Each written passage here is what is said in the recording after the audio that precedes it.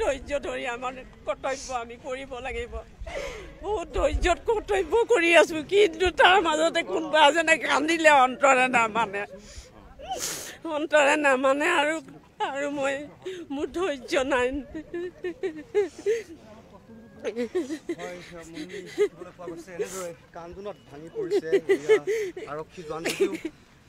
কৰ্তব্যৰ খাতিৰত তেওঁলোকে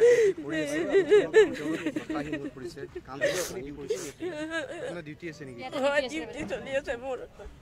ধৈৰ্য ধৰি থাকো, কিন্তু আমাৰ এই দাদাক লগ পাই পেলাই আমাৰ বহুত আকৌ মোৰ মনত দুখ লাগি গ'ল তাৰমানে। কিন্তু আমি কৰ্তব্য কৰিব লাগিব ধৈৰ্য সহকাৰে হ'লেও।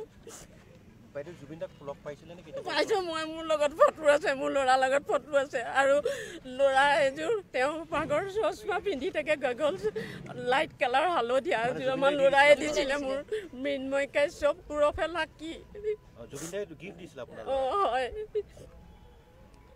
আৰু তেওঁৰ ফেমিলি ঘৰো মোৰ ঘৰ গোলাঘাট ডিষ্ট্ৰিক্টত, আৰু ফেমিলি ঘৰ গোলাঘাটতে, মোৰ পেহা ঘৰৰ ওচৰত। আৰু তেওঁ যোৰহাটৰ পৰাই তেওঁ গান আৰম্ভ কৰিছিলে, যোৰহাটৰ পৰাই তেওঁ হেৰি কৰিছিলে, সেইকাৰণে মানে বহুত মানে নিজৰ ঘৰৰ এটা পৰিয়াল বা নিজৰ এটা ঘৰৰ হেৰি হৈ থাকিলে এইটো জীৱনৰ কাৰণে কেতিয়াও পাহৰি যাব নোৱাৰো। মই বৰ্তমান সোণাপুৰ, এইখন আমাৰ এলেকা সোণাপুৰ থানাৰ। তথাপিও আপোনাৰ কাৰণে এইটো সৌভাগ্য বাইদেউ, অসমৰ লাখ লাখ মানুহৰ ভিতৰত আৰক্ষীতে কিমান হাজাৰ হাজাৰ আছে, আপুনি আজি ডিউটি দিব পাৰিছে। হয়, মই সেইটো কাৰণে লাকি। মই চিটি পুলিচত আছিলোঁ, আমাৰ চিটি কমিশনাৰেটত, ওদালবাগা আউটপোষ্টত LC হিচাপত আজি 10 বছৰ থাকিলোঁ। প্ৰথম অৱস্থাত মই ইয়াতে এমাহ হৈছে অহা। হয়, সেইটো আচলতে ভগৱানে মোক লৈ আহিলে। মই আৰম্ভণিৰ পৰা গুৱাহাটীতে আছিলোঁ। মই ট্ৰেইনিং চেণ্টাৰত মোৰ 3টা ৰিৱাৰ্ড আছিলে, সেই ৰিৱাৰ্ডেদি মোক গুৱাহাটীলৈ লৈ আহিলে।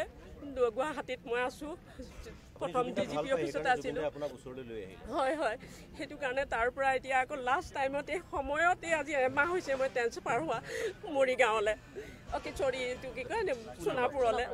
এমাহ হৈছে, আজি এমাহ হৈছে তাৰমানে। এই এমাহ মোৰ আচলতে তেওঁৰ কাৰণে মোক ইয়ালৈ আনিলে নেকি, মই তেনেকেই ভাবিছোঁ। ভগৱানে এইকণ মোক সহায় কৰিছে, কাৰণ মই তেওঁৰ প্ৰতি মোৰ এটা কোণত আছে তাৰমানে, মোৰ কোণাত।